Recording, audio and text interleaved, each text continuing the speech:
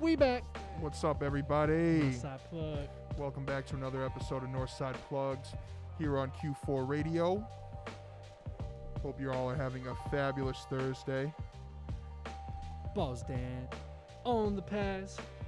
Your boy G Money G Note. Shout out Justino Cochino. Couldn't be with us tonight, but you know the show keeps rolling on and the fam is always here. We're back living life after this crazy, eventful week, and even more so yesterday, and we will get into that. We got a great show for y'all. We're just finishing the touches of getting set up. What's it called? January 1st, 21st, 2021. Excuse me, I'm sorry. Today is the 21st day of the 21st year of the 21st century. Wow. Isn't that crazy? But That's not going to 21. happen for a while, right? 21. No, probably not till 21, 22. Will be the 22nd year, the 22nd century, or the 22nd day. Yikes. So we got a little time before we get anything significant like that. But glad you're all for tuning in. Thank you all for tuning in as always. We appreciate you all tuning in to us. Like he said, no Justino Cochino. Oh, we already have a call. Caller. We already have a caller. Caller. I love it. Let's see what the caller's up to. Hello, you're on with Northside Plugged. The boys. Yo, Justino Cochino. How's it going? What's going on, man? What's popping? What's oh, up, this is weird. I'm listening to you guys and then watch at the same time. There's weird feedback, so I'm gonna turn this down. Okay, yeah. I figured I'll just call in. Yeah. Everything sound good. Everything's looking good, boys. Oh yeah, we're set I up like nice. the camera angle and everything. Excellent. It sounds good on my end too. So. All right, fabulous. How you doing out there? How was your day with the kids? It was busy. They're kind of hopping me around. I just finished a week with second and third graders, and that was. Ooh, those kids can be crazy. I didn't realize how timid I was when it came to like addressing a group of young children, but like I learned quick, and now they're gonna have me do kindergarten and first grade next week. I'm like, ugh. Oh, boy, getting younger and younger. Yeah. More challenging, definitely. Yeah. Well, then I'm gonna be doing coaching, like coaching for like basketball primarily, but then like hockey and soccer, and we're trying to hopefully get G Money coaching out here, and maybe kind of sort of. G Money's gonna be running the D'Antoni offense for sure. He's gonna be sprinting his kids up the floor 5 seconds or less offense. Yes, sir. We move. Oh man, Ball we're movement. running 5-on-5 shirts and skins. Ball. Practice is over when I say it's over. The shirts and skins count as masks and no masks now. Everyone's got to wear masks. I mean, I wrote out class schedules for like 2 months for 2 different class levels, grade levels. Oh wow. So yeah, all the practices are like set for like a sub per se, but I don't know, I'm always up to like a week to week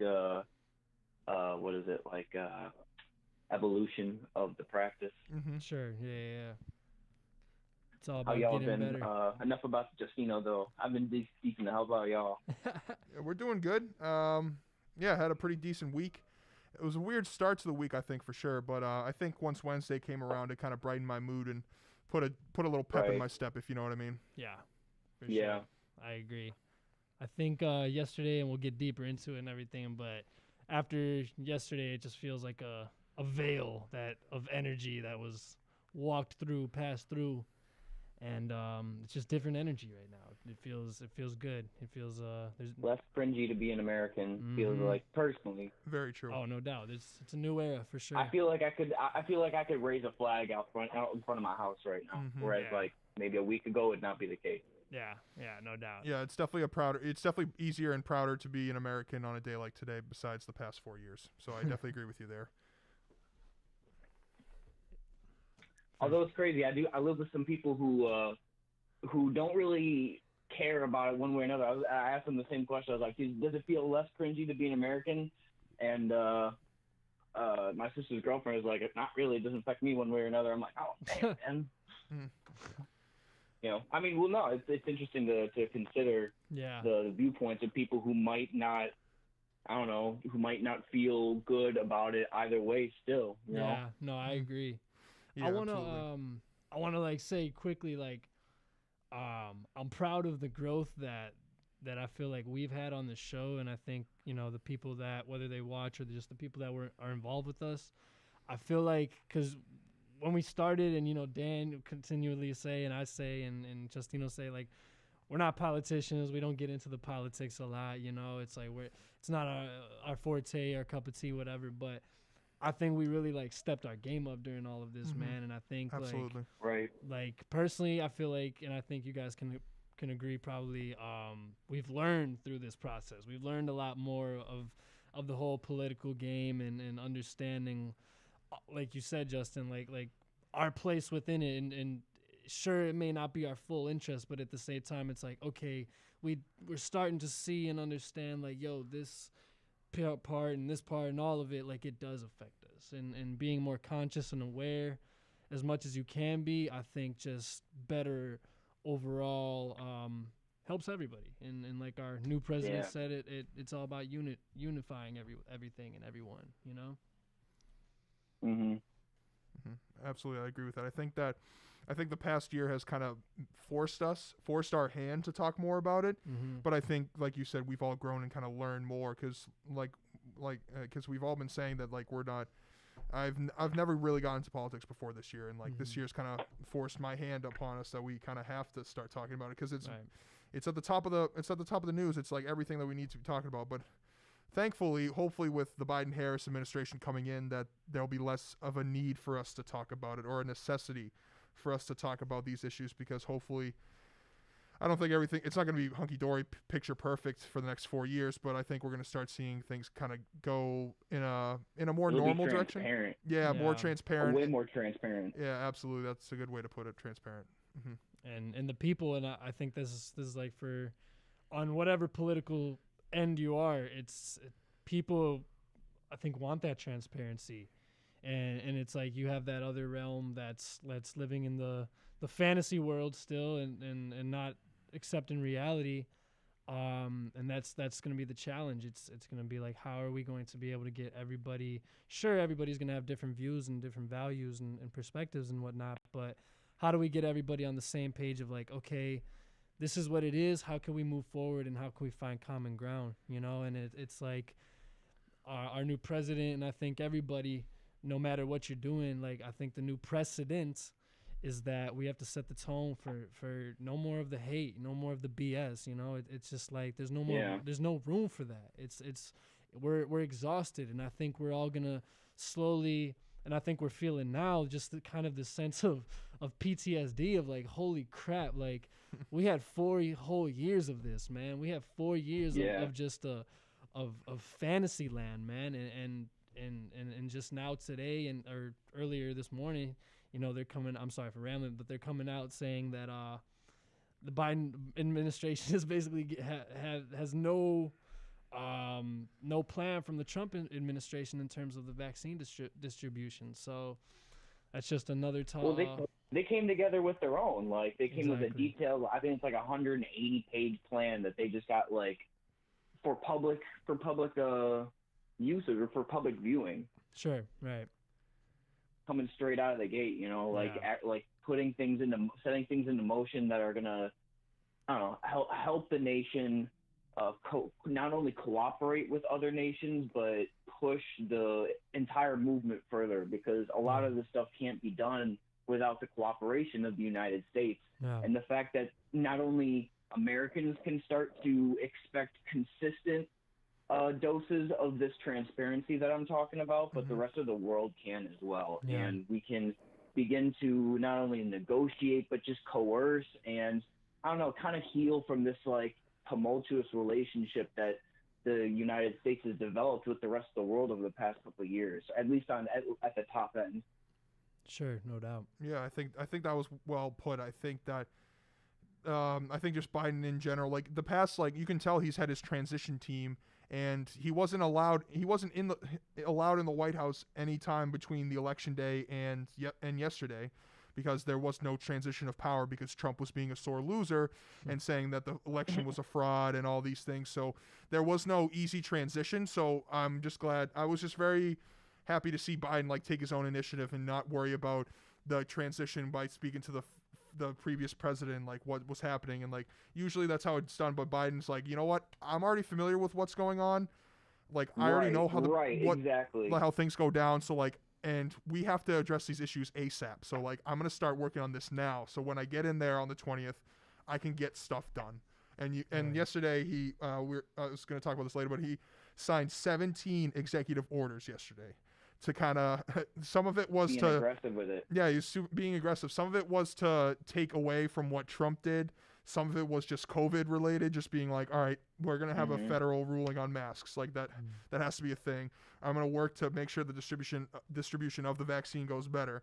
And then just a lot of things of like rejoining these like groups, whether it be like the World Health Organization or the Paris Climate Accords. Like those things are things that we need to be a part of because we are one of the biggest and wealthiest nations. I'm gonna put that in quotes, wealthiest nations. We just need to be a part of these things as we call ourselves the world leader. Like you can't just leave those things. So Biden knows that, and he made sure that we got back into those as soon as possible. 100%, man. And it's liberating. And even we're seeing like Fauci earlier today, he came back and you could just see he had a sense of comfortability where he's like, okay, he didn't say it, but he's like, okay, I can do my job. You know, I don't have to have Trump breathing over my neck, you know, waiting. He said himself, and just, I'm paraphrasing, but he was like, it gives a different vibe when you have that energy around you, you know, and it's just like, you got to kind of walk around what you say, because sure, like, you know what you want to say in terms of Fauci's point, but it's like him saying something might trigger the president or the former president, trigger someone in that administration that would just try to, you know, derail his career, derail his persona in terms of everybody's eyes, like, you know, and the press secretary coming out, and we just have that again. Just at least we're going to see down the line if they're really true to the word of transparency. But at least right now, within the first couple of days, it's like at least we have people genuinely acting upon it, you know? Not just having clowns that we know are clowns just in front of cameras just spewing bull crap, you know? So, well, I mean, respect to Pence, and I want to go back to that transition of power where the vice president, the former and the now current vice president, sharing that exchange that the presidents typically have, that, and like that momentous particular exchange of vice presidencies, and the fact that it was a good moment was, I don't know, it was in that moment that encapsulated like the good faith of the American people and of the government. Just that, like, you know, things will, you know, whether it tapers out, and, you know, it just means that news outlets can start focusing more on other things other than our absurd president. But it's something that should instill hope in us. It's something to feel good about. But it was something especially important, for sure. Absolutely. And I know Donnie T didn't want to be there because he's a sore loser, but I agree with you. I think that at least Pence being there is a sign that they're accepting that it's a transition. Like it's not like he understands that they lost. It's not both of them being like, oh, like it was a fake election, it was rigged, blah blah blah. Like Pence is finally just like, you know what, we lost, dude. I'm gonna go out there and show face to you know, it was nice. Yeah, you know, just to doing your job. Doing your job. At least. That's my. I didn't mean to cut you off, Justin, but it's just like, me neither. You know, it's just like it's the tradition. You know, it's what's just been, and you know, we had a unprecedented president that finished off his presidency with a bang, literally. And you know, he flew out into the night sky, ended up in Florida, is not the president anymore, and that's pretty much what it is. You know, we'll see what the future is in store for Donald Trump, but it's just like, it's time to move on from that. And I'm blessed that we're at this point right now, right here, where we can say that Joe Biden is going to be the 46th president of the United States, and Kamala Harris, who's breaking glass door after glass ceiling, is going to be the new vice president. And just congratulations to them and everybody in the new administration. And again, it's just like it's great. We're here now, and now it's time to put in the work. Everybody, as Americans. Absolutely, it's great. It's great that we've gotten this far and we got Trump out, but the work's not even close to being done. Mm-hmm. And I think that's what a lot of people, including myself, are trying to stress to people. Like, yeah, great, we got Trump out, and we have Biden in and Harris, and we have the first female vice president, first woman of color as president or vice president, like that high in the ranking. But there's still 4 years left. They have to start.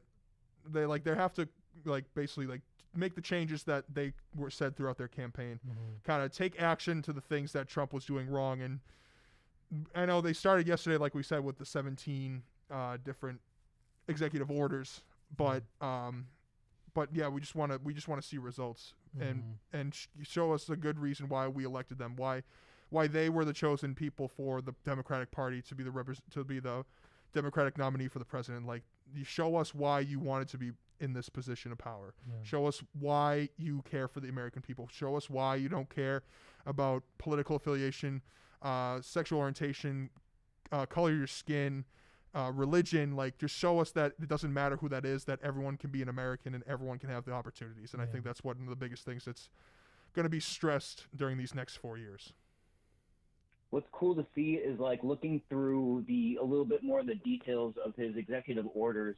I see at the end here, a bullet point of one of the executive orders is government accountability, and putting a focus on legislative and executive and judicial governmental accountability as a whole, and not having these types of loopholes that allow the president to just go out and give a bunch of pardons to people that shouldn't necessarily deserve pardons or something like that, or just any sort of loophole that I don't know, Trump kind of opened the can to over the past 4 years, and stuff like that. I mean, just really, I don't know, really self-aware type of presidential decisions within the first 24 hours, man. He's really trying to, I don't know, make a statement with absolutely with what he's doing, what he's trying to do. And I don't know, there are a lot of people that are really excited about that, and there are a lot of people that are not very excited about that. And I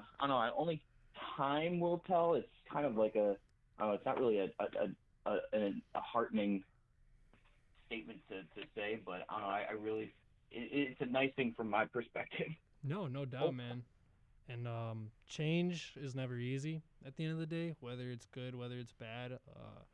Change is always going to come with trials and tribulations, right? Yeah. But I think we've gone through a crazy past 4 years. A lot of what it was, and we just have to accept it for what it is. That doesn't mean that we allow it to continue, but it's just like this is our history, and this is that was a continuation of our history, and it super exposed on another level a lot of the internal problems that absolutely, people of color, minorities of all ethnicities have known all along,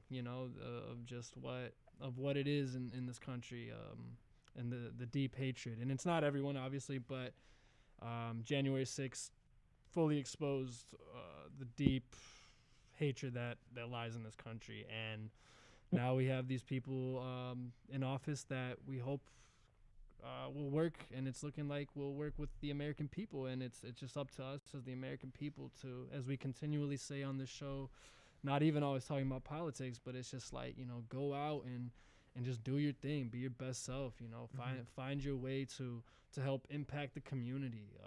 Just going out and doing what you do and just being a good person, that makes more of a difference than you realize, and just sitting around scrolling through social media, hating on the next person, that's not getting nobody nowhere. So just let's build. Let's do this. Yeah, and I want to get this comment in that Pedro Garcia, shouts out to our boy Ped, who said he said the fact that we can start thinking about international issues again and not worry about our president is not just internal but external. That's huge. 100%. Because I agree with Ped like 1,000%.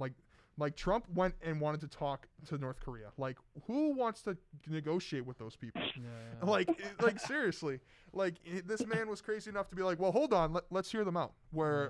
Just send Dennis, man. Yeah, right. And to think about not just that, but also international issues like we talked about, like the World Health Organization, the Paris Climate Accords, like those things. Like I said, like 20 minutes, like a little bit earlier, and Ped's like re-emphasizing that as well with his comment, is that as the size of the country we are and the amount of GDP we create, like, and the amount of emissions we probably create as a nation, it's important for us to join these these bigger worldwide groups, because our country creates such an impact on everyone else because of the amount of people we have, the way our economy runs, essentially, that it's so important for us to go into these international things, negotiate, and realize that it's bigger than us.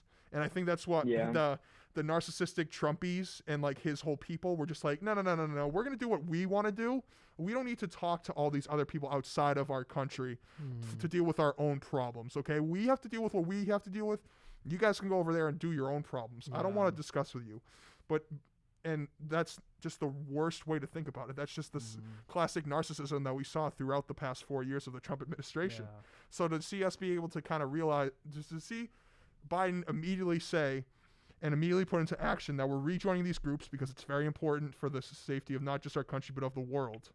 And just to see us be able to go back into that just makes me feel more comfortable, and doesn't make me nervous every time I hear that my president or my world leader is going to X country to talk with whatever leader is there, because I know that I'm going to have a competent leader who's not narcissistic, who's just basically a bigot, who's basically just going there for his own personal gain rather than the gain of the people of his country and the world. Yeah.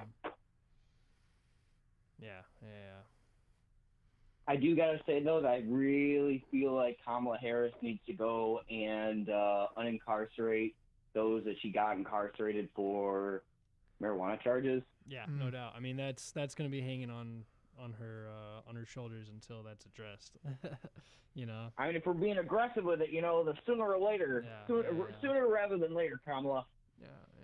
I agree, 100%. Yeah, no, I agree. I think there's a lot of things that need to be addressed, and I hope that they will be addressed in time. It's just we're in a position right now as a country where it's just like, okay, we're dealing with the COVID, economics, civil unrest, what's it called, and then Donald Trump's impeachment. They're still going to be thinking about, like you said with Kamala. It's just like there's all these things that have to be addressed, and it's like how is the country and how is this administration going to prioritize that? And I don't even, to be honest, man, like I don't even know if that's something that this administration will even look under. That's something where I feel like if that's something that the people really feel is like, yo, like this justice needs to be served, that's going to be something where the people are going to have to speak up, because otherwise the administration is just going to go on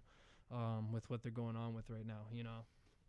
It's this next decade and these next years are going to be so crucial for people of color and minorities, which are becoming the majority. Yep. For it's our time to really be like, okay, there's no more just sitting back and allowing things to be happening. It's like, yo, it's our time our voices to be heard. We were out there marching for the right reasons, protesting for the right reasons last year, and now it's time for, that drastic outcry. It's time for that drastic outcry to fully be heard and action to start moving. But I think we're on the right track so far. We just got to keep having these talks, having these conversations, and keep pushing the envelope forward.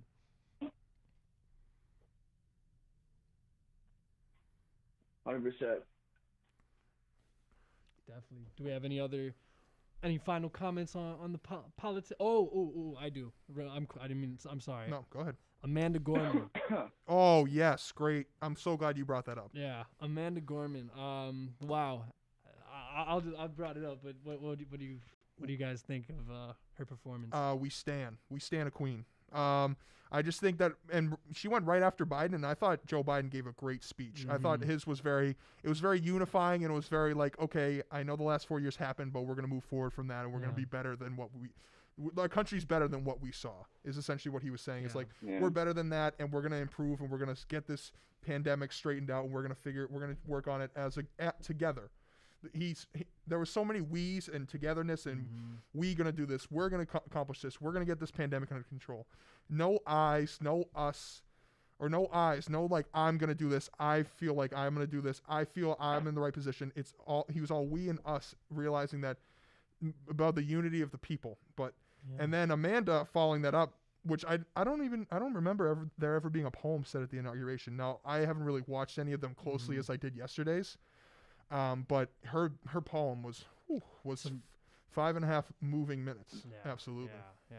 I mean, to my knowledge, I believe they have like a poet, but I believe she was the youngest to ever present. She's a Harvard grad. Wow. From Cambridge. Justin? Well, she's not from Cambridge, but she went to Harvard. Yeah. You have any takeaways from her speech? Hello? Is Justin there? Yo, shout out 20 Elbridge, checking us out on the YouTube stream. What's it called? I was actually thinking, do you think we can pull up some of her speech, man, on YouTube? Yeah, absolutely. It would be cool to play. Personally, man, I had caught like the second half during work, and I didn't know who she was. I didn't know what was going on. I just like heard her speaking. Was instantly like moved to emotions. I didn't cry or anything, but I was like, whoa, like I really feel her. And let's play a little bit of this, and we can go back, maybe go in like in the halftime of it, and we'll Mr. President, Dr. and no one shall make them afraid. If we're to live up to our own time, then victory won't lie in the blade, but in all the bridges we've made. That is the promised glade, the hill we climb, if only we dare it, because being American is more than a pride we inherit. It's the past we step into and how we repair it. We've seen a force that would shatter our nation rather than share it, would destroy our country if it meant delaying democracy. And this effort very nearly succeeded. But while democracy can be periodically delayed, it can never be permanently defeated. In this truth, in this faith we trust, for while we have our eyes on the future, history has its eyes on us. This is the era of just redemption. We feared it in its inception. We did not feel prepared to be the heirs of such a terrifying hour, but within it we found the power to author a new chapter, to offer hope and laughter to ourselves. So, while once we asked, how could we possibly prevail over catastrophe? Now we assert, how could catastrophe possibly prevail over us? We will not march back to what was, but move to what shall be, a country that is bruised but whole, benevolent but bold, fierce and free. We will not be turned around or interrupted by intimidation, because we know our inaction and inertia will be the inheritance of the next generation. Our blunders become their burdens, but one thing is certain. If we merge mercy with might and might with right, then love becomes our legacy and change our children's birthright. So let us leave behind a country better than the one we were left. With every breath from my bronze-pounded chest, we will raise this wounded world into a wondrous one. We will rise from the gold-limbed hills of the west. We will rise from the wind-swept northeast, where our forefathers first realized revolution. We will rise from the lake-rimmed cities of the Midwestern states. We will rise from the sun-baked south. We will rebuild, reconcile, and recover in every known nook of our nation, in every corner called our country. Our people, diverse and beautiful, will emerge battered and beautiful. When day comes, we step out of the shade, aflame and unafraid. The new dawn blooms as we free it. For there is always light, if only we're brave enough to see it, if only we're brave enough to be it.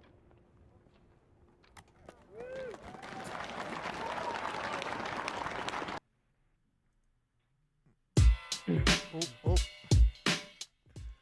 I mean, that's what so many people. I don't know. Like, I've just been waiting to hear somebody speak the words that she spoke. You know, the way that she spoke them. Mm-hmm. I think that's gonna go down as like one of the most influential speeches in this country's history. To be honest, I think historians are gonna look back on that speech and be like, wow, that combined with Joe Biden's speech really is just the culmination of where we are right now. Mm-hmm. Yeah, and I think, like I said, I think Joe's speech was great and hers. And, like, to lead up to her, I was like, dang, like, this girl's going to have a tough follow-up. But she nailed it. She killed it. Rucha commented her favorite part, which also I really enjoy. There's always light if we're brave enough to see it, if we're brave enough to be it. Yeah. And that's so true with, she spoke a lot about just, like, where we were as a country and how we can move forward and not put it out, not totally ignore it because it's part of our history, but take that and grow from it.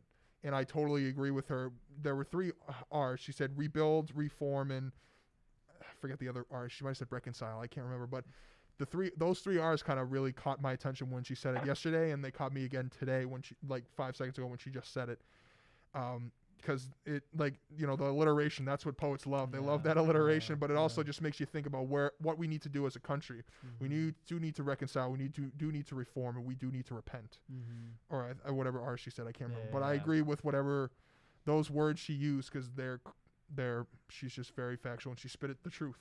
She gave it out. She's 22 years old, man, you know, and I was just hearing so many people, older folks, you know, just being like, wow, like, if this is an example of where the future lies, wow, you know, and it's just like she's just one example of the opportunity of so many, you know, so many people that if given the opportunity can shine, you know, and that's just what this new era is all about. It's all about helping the next person, giving each other opportunity to shine and be their best selves, because at the end of the day, like, if we're all helping each other, we're all gonna win, you know. No more this just energy, this bad energy that's been in the air for the past 4 years. And I thank her for her words. I thank her for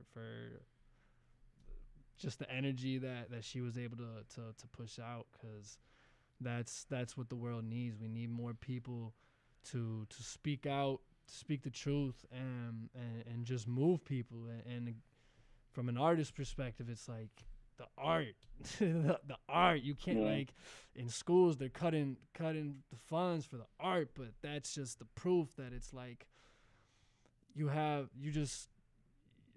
said it best, G-Money. It sets a precedent.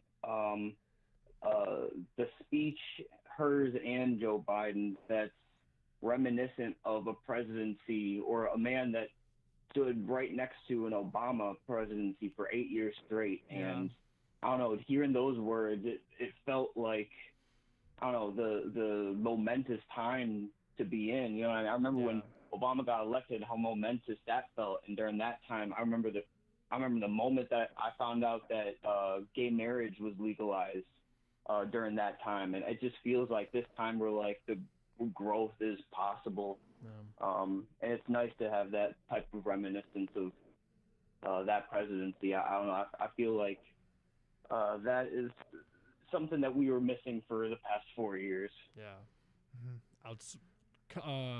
Conscious, positive outspokenness.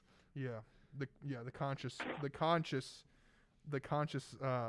words, the powerful conscious words that she was speaking were felt throughout the nation. You could definitely tell that instead of just blabber. Educated. You know? Harvard educated. And I found this out yesterday, and I just double checked it. On Amazon, her books are at the top of the bestsellers list. She's made children's books, and then she has a book of poetry based on The Hill We Climb. I think that's what the poem is called that she recited yesterday, The Hill We Climb. She has all of those books are top sellers on Amazon right now, along with a Barry O book is up there as well. But her books are at the top. And at one point, right after it happened, I checked her Twitter page. Her Twitter was about like 200,000 followers when I first checked in the morning. And then when I checked later in the afternoon, she was almost at 1 million. Wow. Like in one day, she just grew that much because it really was that powerful. Yeah. Like it really grabbed so much attention from people. Like there are probably people all over the country who were sitting there watching it with their phone down and then just listened to her and like put their phone down and had to and actually listen to what she said instead and like some active listening because it was really good. That's all I can't keep saying it. Like I'm so glad you brought that up, G Money, because I wanted to make sure we talked about that. Yeah, and I'm so glad you brought that up. Definitely. So glad you brought up. Shouts out Amanda Gorman. Shout out, definitely. I God bless her and her family. God bless her and God bless America. God bless everybody that has been struggling and it's just again just to reiterate it's a time for new growth and a time for positive action. So definitely go out. I think this might be a good time to take a little break. And we can go out and let this all sink in and just kind of digest it and maybe self-reflect on what we can all do and do our part to start pushing the envelope and pushing things forward. Justino, you got any final thoughts before we go to break?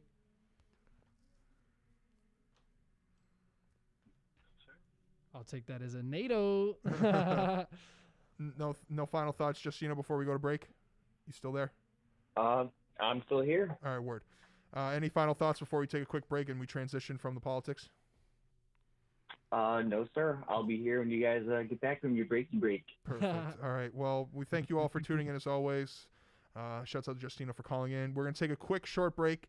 We're going to get into some football talk. I want to talk about the championship Sunday that's coming up. We didn't talk about much football these past couple weeks, but now that we're getting into the final 3 games left of the season, only 3 NFL games left, people. We'll talk about those games when we get back. So make sure you all stay tuned in. This is Northside Plugged on Q4 Radio. Northside Plugged. On Q4 Radio. So make sure you stay tuned in with us, and we'll be right back. So don't touch that dial. Don't touch that button that doesn't exist on your phone. But if you're on the radio, don't touch that dial. Don't touch that dial. Northside Plugged 1, 2. Yeah.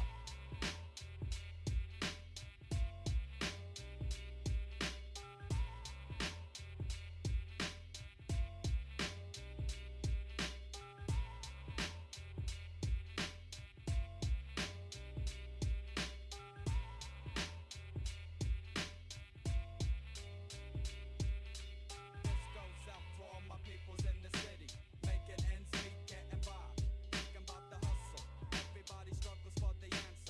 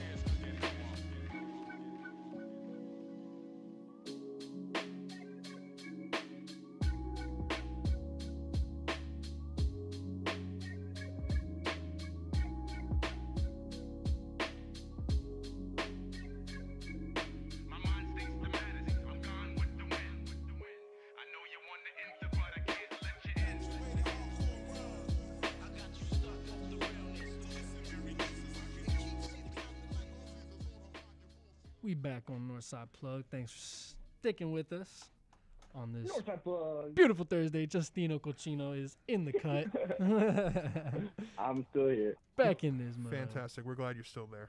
Awesome.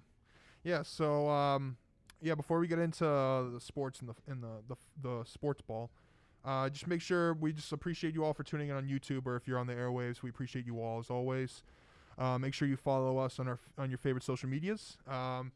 Twitter is NSP Chicago. Everything else is Northside Plugged. Instagram, Northside Facebook, Plugged. and Twitter, Northside Plugged. Twitter is NSP Chicago. Make sure you follow Q4 Radio as well. They're QUE4 Radio. Hit that dial, hit that subscribe, hit that like, Hit the like, subscribe, comments, share. comment and let us know that you're here. If you're here, we appreciate all our commenters so far. We said what up. Anything to kind of fuel the conversation we always enjoy, because we love to hear from you, the people, and to hear what your opinions are and kind of help us move the conversation forward as we continue to talk about whatever it is we talk about, as always, which is always changing. Y'all able to still get calls if you're on a call with me?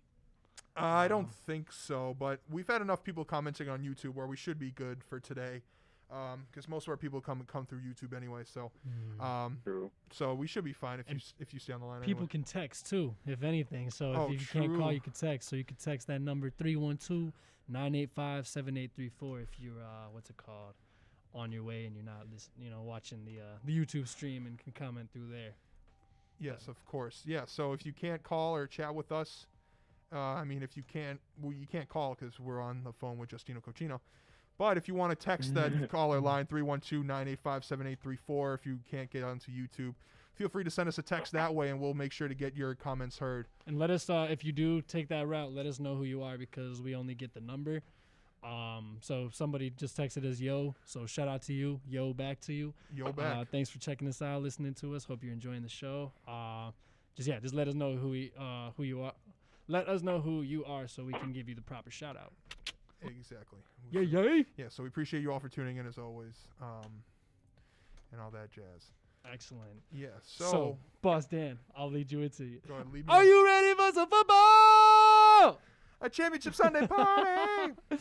All right, first off, I love the intro because you're singing the Monday night theme. Everyone knows that my favorite theme is the Sunday night theme song by Carrie Underwood. Oh, Sunday Oh my night. But yes, folks, it is Championship Sunday is upon us in the National Football League. With 4 teams left, 3 games left on the schedule. We have 2 games on Sunday at 2:05 Central. We have the Tampa Bay Buccaneers going up north to Green Bay to take on the Packers. Brady and Rodgers will be a phenomenal game to watch. And then we'll go back to this game quickly. And then the Buffalo Bills are going to Kansas City to take on the defending champion Chiefs at 5:40 Central. That's going to be on CBS. The first game's going to be on Fox. All right, so first game, Buccaneers, Packers. Tampa Bay Bucks at Green Bay Packers. The Packers are -3. The over/under is set at 51.5. Now the Packers, both 1 seeds are in the championship game after getting the only bye. So this is the first year in a while that they've only had 1 team get the bye, and both 1 seeds are hosting the championship game. So they're nice and settled. Well, the other teams had to play wild card weekend. So this is going to be their 3rd game of the postseason so far. And the best part about both these matchups is that both of these teams played against each other in week 6. The same week of the year, both these matchups happened at the same time. Wow. And it's going to happen again, which is funny that they both met up with each other. Not surprising to a lot of people to see all 4 of these teams left. I'm going to be completely honest with you. As soon as Tom signed to the Tampa Bay Buccaneers, I knew they were going to make the playoffs. I did not think they were going to make it this far. I predicted it. You can go back, and I said that they're not going to win the division, but they will get a wild card spot. I did not think they were going to be able to take care of Breeze and company in New Orleans, but that Saints offense without Taysom Hill didn't look as deadly as they had been all season, because they were stick with their one-dimensional broken Drew Brees, who hasn't been healthy at all this season. Hey, that was. I'm sorry to cut you off. That No, was keep going. in terms of Drew Brees. That was karma catching up to him right there for his choice words earlier in 2020. Yeah, and that's all and I'm using gonna the say about that. using Was that his last game, guys? I would guess so. I would say that was his last game. I think after we kind of saw he had 11 fractured ribs.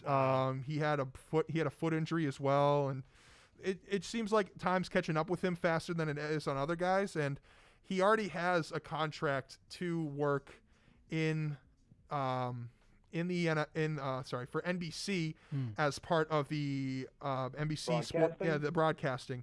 Now, I don't know if he's going to be on NFL right away or if he's going to start with their Notre Dame broadcast, but NBC, he already has an agreement with NBC to be a play-by-play guy on their team whenever he decides to retire, if that is now or if that is for another year. But my guess is that the last week was the last we've seen of Drew Brees in an NFL uniform. Just by the way that kind of game went, and he didn't really look himself. I think he just finally realizes that it's not his time is done, and he's in the record books. He's going to be a Hall of Famer. It just stinks for a guy like him. Undoubtedly. Yeah, it just stinks for a guy like him to only get one Super Bowl, but the man's just been facing tough competition his whole life. I mean, Hey, at least he got that one. Right. yeah, he got one, so I'm happy for him to at least get one because I think everyone deserves at least one shot at the title. So he's 1-0 in his Super Bowl career. Only one for one in his title appearances. Yeah.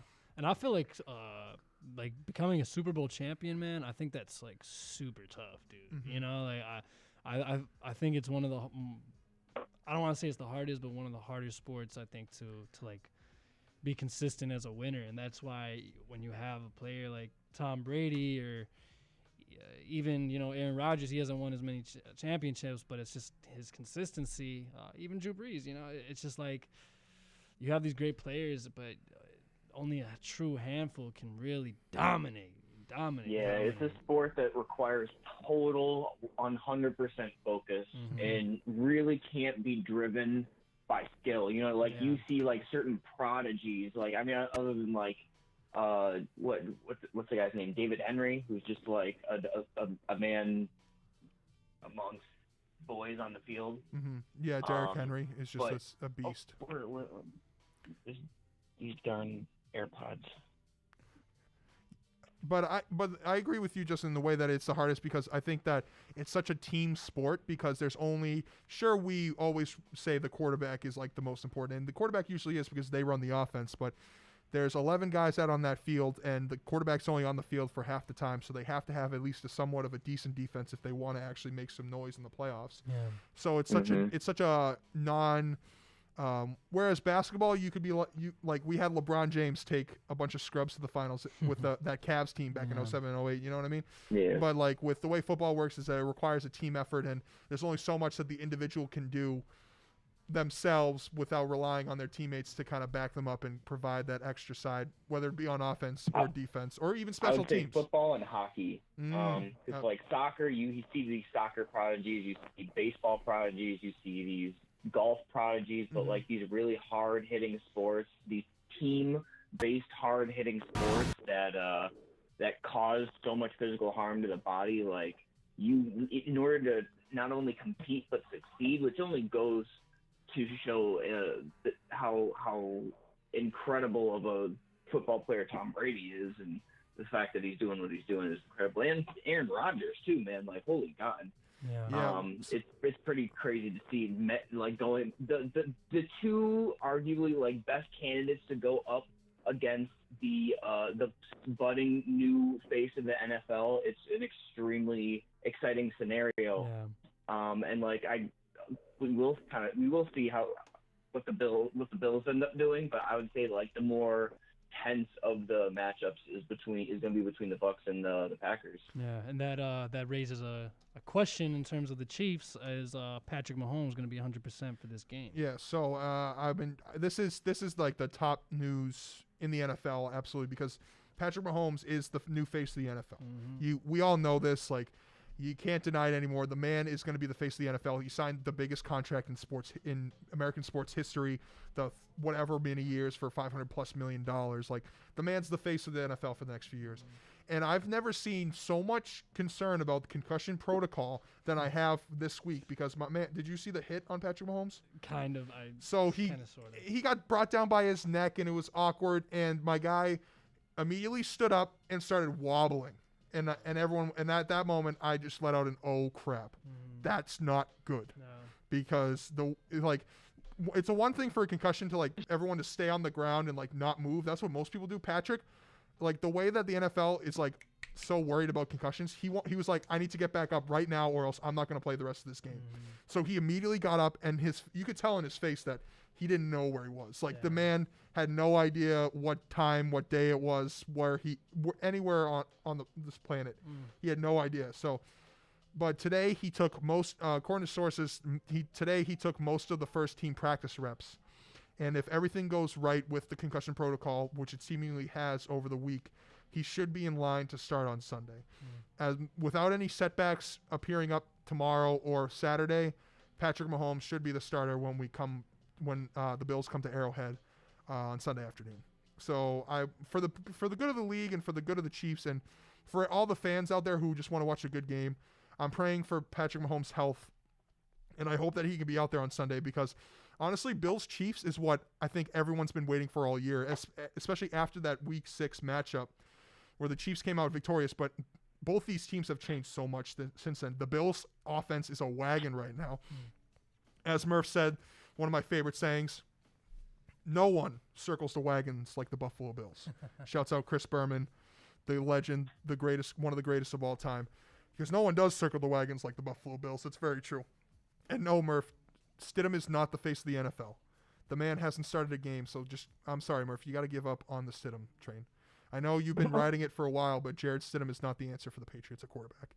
He's not the answer for anyone at quarterback.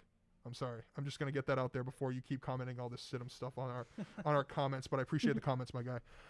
So predictions, Buccaneers, Packers. Emily raises a question. She said, who do you think's going to win, and why is it the Packers? and I agree with her. It is going to be the Packers. Ooh. And I'll tell you why. The Packers defense has not allowed more than 20 points in 5 straight games. They've gotten so much better than where they were at Week 6, because that Week 6 matchup, the Packers went up 10-0, and then the Buccaneers just went crazy on offense and just started scoring all the points. The Packers defense has gone... The Packers. The Packers defense has gotten so much better since... That was 3 months ago at this point. They've gotten so much better as a unit at this point. Jair Alexander is going to shut down Mike Evans or Chris Godwin, whatever wide receiver one he goes on. And that pass rush is going to cause ruckus for Brady, because if you get Brady out of, like, uncomfortable in the pocket, like, get him away from his set and kind of push him outside, he's not going to be as efficient. And I think this Packers pass rush has gotten better over the past few weeks, especially like with last week. I think they looked great against the Rams. So I do think the Packers will win. I do think they'll cover the -3 spread. 3-point spreads are tough, because, like, if you hit a game winner by a field goal, then you push. But I think the Packers will cover the spread. What is it? Oh, the over-under is at 51.5. Ooh, I always like to say take the over, because you don't want to root for defense. You want to root for points. Yeah. So my predictions, Packers cover -3 and the over hits. And the Packers are going to go to the Super Bowl. All I'm going to say is, man, because I'm not as well inept in football, is I see your logistics and I agree with you. But as fate has, as history has shown, man, you can't go against Tom Brady, man. And I think with him beating, Drew Brees and the Saints last week, and that was unexpected. Hey, he got this far. Who knows? Maybe he could take it a little farther, so I'm going to take it Buccaneers. You go Bucks? Yeah, I'm going to go Buccaneers. Right. Just, what do you think about the Buccaneers? The Buccaneers. The Buccaneers and Packers matchup on Sunday. It's a tough one. I don't know about either defensively. or really offensively. Like, I don't really pay attention to any football, so I'm just gonna go with I'm gonna go with your guy and go Tom Brady. You're gonna go Tom. See, that hurts. It hurts for me to go against Tom. You know this, right? Like, I'm not happy about it. It's just devil's advocate. No, I agree. Honest. No, I agree. Like, just to give you the sting. Yeah. See, like, it would be so Tom to. What if he wins? Like, what if he wins and you send this on air, Dan? We got a little steamy on Northside plug. I mean, if we're being honest, I don't think Tom cares about my opinion. If we're being real, actually, no, that's not true, because Tom will take anything that's said negatively about him and reverse it to his own gain. So yeah, it actually probably is not the best thing. Dan? If he did become my best friend, that would be amazing. Honestly, if I became best friends with Tom Brady, then that'd be awesome. I'd probably eat much Dan, better what about than I that one time you're talking? You bet against me, Dan. I'm Northside plugged in. See, technically, I haven't put money down against him yet. Do I say I'm rooting for the Packers because I live with two Packers roommates and I might die if I go against? Maybe. Am I rooting for the Packers because Aaron Rodgers is playing at an MVP level and has been the best quarterback in the league this year? Yes. True.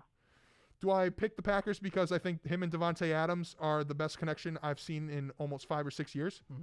Yes. Am I riding with the Packers because they're the 1 seed and they're at Lambeau, and even though Tom's used to playing in the cold, I don't think everyone else on the team's going to be ready to play in the cold? Yes. So that's why I'm going with the Packers. I know it's not the bold pick, and I know I'm picking against my boy Tom, who's brought me so much joy and happiness into my life. I so would be proud. I know. Shouts out to ISO if you're listening to us. He's probably really pumped up about his Packers right now. Hey, if the decision goes, Dan says Packers. Oh, he's flipping it on us. Oh my goodness. Dan says Packers, and that's all. Go Pack, go. That's what I'm picking in that first game. I see the flip now. And that's the delay. That's the delay for just so you guys know. I'll tell you what, Lambeau Field is a phenomenal place to be and a great place to play football. If that place was full of people, I'd be scared for the Bucks. But luckily for them, they're only going to have a couple thousand fans, so it's not going to be the same. But that's what makes me nervous. And I was talking to shout out Dr. Mindbender, bro. I seen him not too long ago, and I was like, man, like I want to go with Tom Brady, but that's the thing. That's what like I'm still going to stay with it and go with Tom Brady and the Bucks, but you can never go against Aaron Rodgers and Lambeau. No matter like how many people are there, it's still Lambeau, you know, and it's going to be a great game. And if it's a blizzard, I hope it is a blizzard, because Tom Brady can perform in any weather, man. Like, I get it. Like, they're both dogs, and like under any condition is the thing. They're both like straight killers at quarterback position, just like kind of in their own unique way though. Like, Tom's always been about those like quick pocket passes, whereas like Aaron Rodgers is the king of the Hail Mary, and it's going to be interesting like which one goes up against the youth of the league. Again, I know I'm rephrasing it, but still. So it looks like Sunday's weather in Green Bay, we have AM snow showers. Accumulation of less than an inch, but it will be below freezing at kickoff. So maybe we'll get a little white snow. For football. So there might be a little bit of snow on the ground for that game, but like we said, Tom loves playing in the snow. He loves playing in the cold. So I don't think that's going to be necessarily an advantage for the Packers. Of course, Tom Brady loves playing in the cold. Sure, he played in New England for years. It ain't the warmest place on earth. I know that. Exactly. You would know, Daniel. Yeah, exactly. So, I mean, I'm riding with the Packers, but can I see the Bucks winning? Yes. Is it going to be a good game? I think this will be the better of the two games. I don't know. Actually, I don't know. I think both games are going to be good. Yeah. But I can't necessarily which one's going to be better. But I think as a fan of football, to see these two guys go against each other in the playoffs for the first time, where I was hoping for a Packers-Patriots Super Bowl for years because I thought they would have been great. Right. That would have been a great matchup in the Super Bowl. We get to see him in a conference championship game, which I think is the next best thing to a Super Bowl. Yeah. So I think just the masterclass of quarterback play that we're going to see this weekend from both this game and the second game is going to be must-watch football, and I think everyone's going to be really looking very grateful to be seeing these two go at it in a playoff matchup, something that we've been looking for years, because it seems like there's always been like the Brady or Rodgers, who's the greatest of all time. And I'm going to say this right now. I want everyone to hear me when I say this in the greatest of all time debate. Tom Brady is the greatest player to ever play the quarterback position. He's the greatest to ever take snaps under center. Aaron Rodgers is the most skilled quarterback we've ever seen take snaps at the center position, at the quarterback position. One's the greatest, one's the most skilled. I think Rodgers is the most skilled quarterback I've ever seen. The way he's able to make any throw he wants, his mobility, the way he flicks his wrists and throws it 30 yards down the field, it's amazing, and I can't believe it. Now, he's 1-4 all-time. I'm sorry, he's 1-3 all-time in NFC Championship games, so he's not exactly the most clutch guy. Now, like I said earlier, is that all on him? No. Is it partially on his defense and the coaching staff that he's had? Absolutely. But Rodgers is honestly one of the most skilled quarterbacks I've ever seen. I think his stats would be way up there if he got to start earlier in his career, like Brees and Brady did. But because he sat behind Brett Favre for a couple of years, his numbers aren't up there right now. But he's still only 37. He's definitely going to play till in his 40s. He's not slowing down. He's playing some of his best football ever right now. But I just think everyone needs to, when they watch this game, just appreciate the great quarterback play we're going to get, because we might not see a matchup like this ever again. Emily said, Go ahead. Oh, sorry. It's like seeing a Nets Lakers championship like next year and this year. I mean, like when LeBron's kind of towards the end of his career. I mean, the fact that these guys are still competitive at their age is just is just testament to their legacy. Yeah. And the fact that they're finally going head to head, like as competitors at that competitive level. I'm not too versed as to like how Tom Brady has adapted his game over the years. Conversely, with Aaron Rodgers, I don't know how he's particularly adapted his game, but I'm sure the fact that they're still competitive in this day and age, it's just going to be an straight up exciting. Yeah, a 43-year-old and a 37-year-old are going at it this weekend for a spot in the Super Bowl. I think just shows to how the consistency and the greatness that they both play at. And I think both of them are going to play next year, which is Tom's going to play again next year. Rodgers is going to play at least another 5 years. So it's just amazing, and it's a testament to. Say that one more time. I'm so sorry. Say that one more time. Brady's going to play next year. There's no doubt in my mind because he has a 2-year deal, and I don't think he's going to go out unless they win it all, which I don't think they will. And Rodgers has another 5 years. Wow. It just shows you at their old age and kind of where we are at with players' health and like recovery and all those things, how these guys are able to play so far into their 40s. Yeah. And like I talk about that with like LeBron all the time, how he's in his whatever season and he still looks like the most fit guy in the league, and he's still doing all these things because he takes care of his body so well. He spends millions on his body.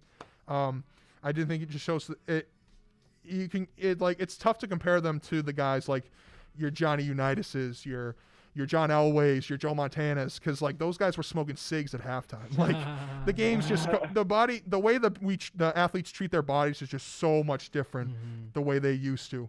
So now we just got to appreciate them for being able to kind of do that, because it's only going to get better from here. Yeah, no doubt. The playoff competitive sport though is really what's most impressive out of these guys, the way that they're able to like not only perform throughout the regular season, but then take it to the next level and then just exemplify why they are the best at the world in the world. Like why, I don't know, it's kind of like going hand in hand with the resurgence of the worldly perception of the United States.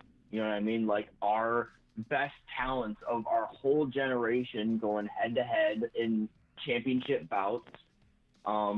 Undoubtedly, these championship games will be some of the most exciting we've seen in years. These basketball games and these playoff games that we have to look forward to, not only this year but years to come, because of the adaptability and all these things the good things that have been implemented throughout the years. These past 4 years, particularly this past year in particular, also, this sports industry and the competitive excitement, the aura around it, is just another driving force to the healing and the growth of the nation. It's a fun and good feeling. Yeah. So I'm gonna play off that with a dig at myself and my people. It's kind of like we've realized that the Patriots are dead. They're not the Patriots that we once knew. Like it's like in the decade of the 2010s, the Patriots were in the AFC Championship game. I think 8 out of those 10 years. They were in the Super Bowl for 4 or 5 of those. So being able to kind of see someone else kind of take over, especially in the AFC, we'll talk about the Bills in a minute, but just being able to see other teams kind of get a chance, and of course it's still Tom Brady though, being in this championship weekend. It's just seeing how deep this league actually is, and we're getting better looks at more people in this deep into the playoffs, because usually it'd be like Tom and someone else, or like Tom and the Chiefs, or Tom and the Jags, or Tom and the Steelers. Like, it was always those. Like, so to be able to kind of like, and I'm totally fine with this. I've said this before. If the Patriots are average for the next 10 or so years, that's fine. I've had enough football success in my lifetime. More success than I think anyone will ever expect in their lifetimes. Bro, you've had more sports success. Yeah, than exactly. anybody So else. I'm ready for my 20s and 30s to be a period of mediocrity, and that's totally fine. Like I've said, It's time for the Bulls, baby. but I am. Cubbies, baby. This is gonna be a great matchup on Sunday, and we gotta appreciate these two guys while they're still playing football with us, because they won't be around forever. As one is almost 45, and the other's gonna be pushing 40 in the next couple of years. Yeah. Yeah. All right, so These boys are getting younger and younger too. Yeah. I'll let you finish. I'm sorry. No. You're perfectly right, and that's a perfect transition to the next game. Hold on, but first let me get to comments. Emily said, "Fun fact: if you work anywhere at all within the Packer Corporation, you get 2 free tickets to the games." Well, that's pretty cool. I wish. That's nice that they kind of treat their employees well like that. And Murph said, "Out of anyone to ever do a job, Tom Brady has done his job the best. No one is better at doing a job." Yeah. Tom is the best to do. Yeah, he's the best quarterback ever. He gets the job done. He gets the job done. He doesn't. He's always been a guy to not worry about stats and feeding certain guys, or making sure that Gronk gets X amount of touches, or that Randy Moss got X amount of touches. He's always just trying to do what he needs to do to win. He's taking care of business. Taking care of business. And Tom's been the exemplary of that, so Murph, I will agree with you on that. Is he necessarily the most skilled? No. Have you ever seen the man run? He looks like a Clydesdale out there. He's not the best. He's not the most agile runner. He can't throw the deep ball like he used to. He's not as pinpoint accurate. But Elon Musk. yeah. But the man has won more rings than most franchises. Mm-hmm. So you got to give him credit where credit's due. And so, as Justin was saying, the young guns, as we transition to the second game, the Buffalo Bills, the number 2 seed, are heading to Kansas City to take on the Chiefs, the 1 seed.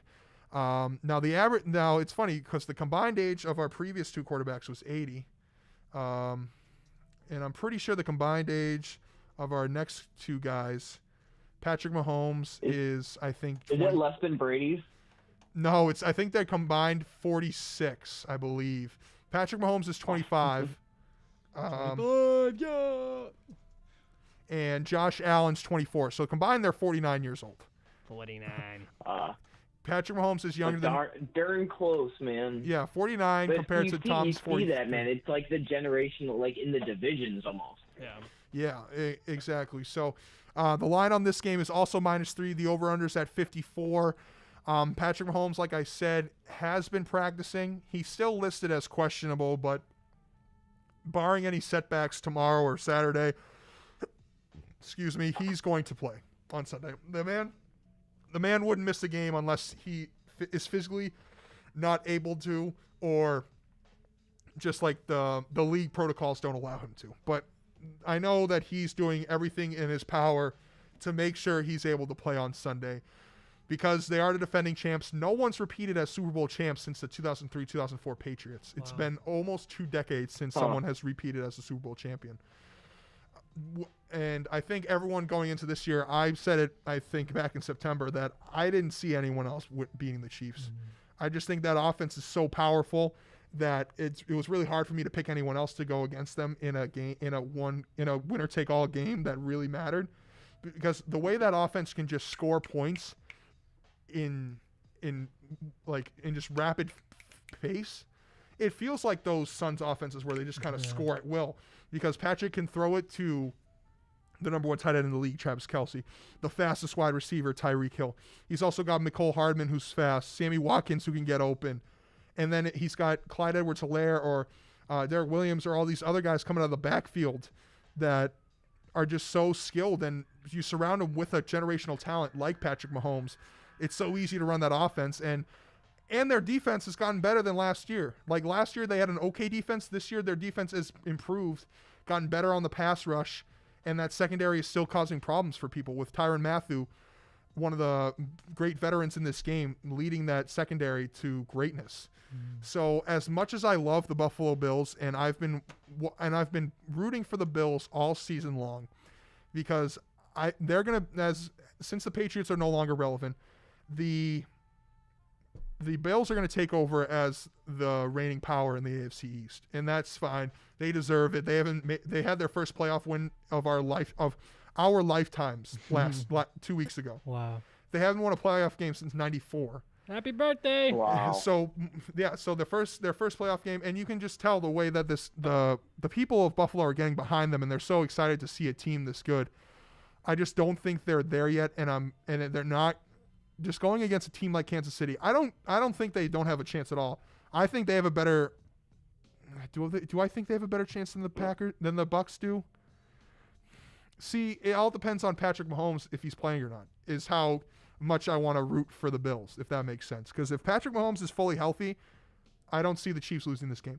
But if Chad Henne is forced to start at QB1 for the Kansas City Chiefs on Sunday with a trip to the Super Bowl on the line, the Buffalo Bills are going to take care of business, because that defense has stayed top 10 for the past couple years. And now that Josh Allen is becoming a great quarterback with his accuracy and his relationship with Stephon Diggs, bringing in Stephon Diggs, a number one wide receiver like him for Josh Allen, was the best move the Bills have made the past 10 years. I don't care what anyone says. Because if you get a young guy like that, a Pro Bowl caliber wide receiver who's now an all-pro, voted on by the AP poll, by the AP press, that just improves that offense so much better and makes it more dynamic for them to run whatever kind of plays they want to run, go to the play action, do the screen passes, do the trick plays, whatever they can. I just think that offenses look so much better. So for me, it's entirely dependent on if Patrick Mahomes plays. If Patrick Mahomes plays and is fully healthy, the Chiefs are going to cover the -3 spread and hit that over. But if Patrick Mahomes ends up not playing on Sunday, then it's hard for me to go against the Bills on the road. I don't care how many fans are in there. If you don't have Patrick Mahomes, then you're not going to be in the same position as you are with Chad Henne, who's played 13 seasons, and his first career playoff game was when he came in the third quarter for Patrick Mahomes last week. The man just doesn't have the experience in the playoffs like he does sitting on the bench for 13 seasons. You need Patty Mac, bro. You need Patty Mac. You do need Patty Mac. Homeboy. So do you guys have any? I know you guys aren't as well versed in football as I am, but I'm curious to hear your thoughts about the Bills and Chiefs matchup. Because Justin, you made a great point. How the first game is like the older veterans, the Hall of Famer, or like active Hall of Famers going at it. Where this game is going to be, if Patrick Mahomes plays, it's the future of the league. Yeah. A 25 and a 24-year-old who are going to be in this league for a long time throwing passes. It's a sign of things to come. Yeah. So I think that it's a kind of it's like a flip of the two games of like what we're kind of expecting. Yeah. Hey man, like you said, if Patty Mac is playing, bro, Patty Mac is winning the game. But if Patty Mac ain't playing, bro, then Patty Mac ain't they can't lead the Chiefs to win, so. Knick-knack Patty, man. Knick-knack Patty Mac, give Patty a bone, bro. He's trying to get to the Super Bowl. So yeah, Chiefs win if Patty Mac is there. If not, then picking the Bills. Yeah, Bills. Yeah. It's just tough to see them winning without Patrick Mahomes. Like I know Chad Henne made some great plays on Sunday and had that nice run and the perfect fourth down play to end the game. I just don't think he can be successful for 4 quarters, especially with the way the Bills defense kind of goes after offenses. Hey, if what's it called? If the Browns get that one touchdown where he got knocked out at the end, we might be having a different discussion. You know, exactly. So I mean, the Chiefs are lucky to be at this point where Patrick Mahomes being injured that last game. Absolutely. Justino, any thoughts for this game? No, man. I'm actually looking at I'm looking how impressive these Lakers are looking right now against the Bucks, and their current regular season record at 11-4. I don't know. You think they're trying to like push for something and try and make a statement on their tentative two-peat thus far? I think LeBron is past making statements, and I think he's just going out trying to win games and whatever he's playing, and he's just trying to get straight to the playoffs. Is that testament to how good the team is right now? I mean, the Lakers have. We know what's up with the Lakers, you know. I mean, if any injuries aside, if they're healthy, man, the Lakers are damn near gonna make it to the finals, if not at least the Western Conference Finals. Because I mean, you know, they have a year under their belt of championship experience, and LeBron is LeBron, man. I mean, just coming from a Bulls fan, and Justin, I know you get it too. It's just like it's been over a decade of just watching LeBron consistently like beat the Bulls, consistently just get to the finals, you know, just dominate the playoffs, man. So I mean, with him just continuing to, as we were talking about with Brady and Rodgers, the fact that LeBron is able to sustain his body as they have over all these years and compete at a high level is an understatement for this man. You know, it's just like this man is dominating the league at 36 years old. That's incredible in terms of basketball. It's just like basketball. You need a different type of stamina and strength. You know, football is different in terms of physicality, but they're still similar. And it's just like with LeBron being LeBron, and you have AD, and you just have all these great pieces. You know, you have Taylor Horton-Tucker coming up, and it's just they can't miss. Not in terms of their shot, but in just, you know, like if everything goes right with the Lakers, I think we're talking about a repeat. Because you guys wanna? Yeah, I mean, I agree with you that I think they got better from last year, which is scary for a championship team to get better. I think we talked about this last time, but I mean, the additions of Schroeder and Montrezl Harrell were massive upgrades to Marc Gasol. Maybe not Marc Gasol because of his age, but I think the other two are massive upgrades for where they were at those positions last year. But he's still championship experience. Yeah, Marc Gasol still is. Know? Marc Gasol's still great and has that championship. I get what you're saying, but yeah. So he played more of a key role in his championship series than like Dwight Howard did in their championship series. Absolutely, exactly, right. So just like the way that they got better at the right positions, it's hard to not see them repeat as champions. Because like I think even though sure like the Warriors are coming back and the Clippers are feeling good right now, and the Suns are coming up, and all these other teams have been looking good. It's just also quick shout out to Zion Williamson for winning his $100 million legal battle against his agent. True. Oh, shouts out to Zion for winning the money. Get your money, big man. Get the money. Get that money, big man. Proud of you for getting that money. That money. But yeah, honestly, it hurts me to say that, but yeah, the Lakers are going to win it all unless I just like don't see. I mean, I see ways, but it doesn't. I'm not as confident in anyone else winning it besides the Lakers. I would imagine if you went on your favorite sports betting app right now, like me and G were talking about FanDuel. If you go on FanDuel and look at the futures for the NBA, I would guess that the Lakers are minus odds right now, meaning that you're going to not make what you put in if they win, because they are the defending champions. They did get better.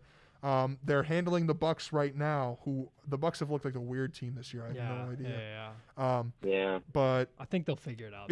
It's just hard for me to see anyone else winning it. Even if I don't even care who comes out of the East. I think if you go against the Lakers, like what team in the East has two players that can stop LeBron and AD? Yeah, none. You don't have any. I mean, you got No, because I mean, you have the Milwaukee Bucks with the two-time Defensive Player of the Year, who's not playing no defense this year, or playing a minimal amount of it, as Justin is probably watching right now. You know, I mean, you still got Jimmy Butler, but the Heat aren't even in playoff contention at the moment. It's still early in the season, still got a lot of time, but like Dan said, who's gonna stop? I mean, you got the Cavaliers in the 6th place. I mean, we can talk about that game. You know, you got the beating the Nets. You got man, the that was. but bro, I wanna talk about how the re-rise of Dub Nation, baby. Like just watching these basketball games in any way, shape, or form. The Dubs it's must-see basketball. Hold on, bro. You know we repping, boy. We stay repping. He's got the Golden State Warriors shirt under his Oakland Raiders Curry. Those Steph Oakland Curry. jerseys For are those of you at hot. home who can't see, he is wearing a Steph Curry jersey under his Raiders. So he's always rooting for the Bay, clearly, and the Packers, but we won't go there. That's why I got the Did hat y'all see backwards. those Oakland jerseys? Huh? Oh, those Oakland Did y'all see jerseys? those Oakland Yeah, jerseys? those are hot. Those are Ooh, hot. those are really nice. Shout out Baron Davis, the old school. The We Believe Yeah, Warriors yeah. of the late 2000s. Late 2000s, yeah. But That just man, sounds so weird to say the late 2000s. I loved that team too. But yeah, you get a healthy Steph Curry, man, and you're going places, dude. And it's just like last year, the season started off weird. Obviously, we didn't have Clay. Steph was slowly coming back. You started the year with D'Angelo Russell. It was just weird, you know, and a lot of just young pieces. So it was thrown Putting off. James Wiseman at the dunker spot, man, is so dangerous, man. It's just Yeah. like it opens up the floor, and putting Draymond Green like as basically the primary facilitator, letting Steph Curry work off the ball. That's dangerous, Exactly, man. Like when Andrew Wiggins and Kelly Oubre starting to find his shot and his confidence, like he's already yamming the ball, man. When he's finding his stroke, and that kind of like goes hand in hand with just, I don't know, that overall confidence booster and that feeling that it doesn't have to be like that. I mean, there is that core of that big three minus Clay, but like it can adapt, and the fact that it clicks, whether they win or they lose, the fact that they're watching them figure it out is some of the most exciting basketball to watch right now for me personally. Yeah, and I think that shows just the abilities of Steve Kerr and the coaching staff. Like, 100%. that they don't have their second best player, Klay Thompson, for a second straight year. They find ways to win, and they adapt, and that just shows how good the coaching is. And Steph Curry being back to Steph Curry is just great for the league. Like having the the only unanimous MVP in league history, back to, I don't know if he's exactly at his old ways, but he's back at shooting at a high level, and he's still making plays that you just He's be smarter. like, yeah, He's a lot smarter. he's a lot smarter and making better decisions. He's still getting 28 points a game, so like my man's still scoring his points whenever he needs to. He's not shooting as well. A lot of it is in the paint though. Like everybody's guarding him out. Like there was this one time when he was getting guarded so far deep that he just had the open layup straight up, man. And I don't know, he's like one or two steps ahead of the whole league, you know. And they're all trying to figure out ways to deal with Steph Curry right now, because everybody's just realizing that Steph Curry is still Steph Curry, and he's still a freaking problem. And it's like, funny. he's a problem. It's funny because you have players like Damian Lillard and Trae Young that are definitely, you know, you got to give them their credit because they're great players. But they're not Steph Curry, you know. They're gonna say, oh, I got, you know, Steph Curry qualities and I can shoot it from 35, 40 feet. But at the end of the day, Steph Curry is Steph Curry. He's the innovator, and this man is still just proving that, hey, if I really want to, I could drop 62 points. Come on, after y'all beat me. You know, it's like, okay, y'all saying I'm washed up, I'm done. Okay, bet. He doesn't We're even gonna have to tee be up. hot from three is the thing. Like that's what people don't understand, is like he's not just like the best shooter of all time. He's one of the best scorers of all time. I wouldn't say the best scorer of all time, but he's the best shooter of all time and one of the best scorers of all time. And this team started off, I believe, 0-2. They were about to be 0-3.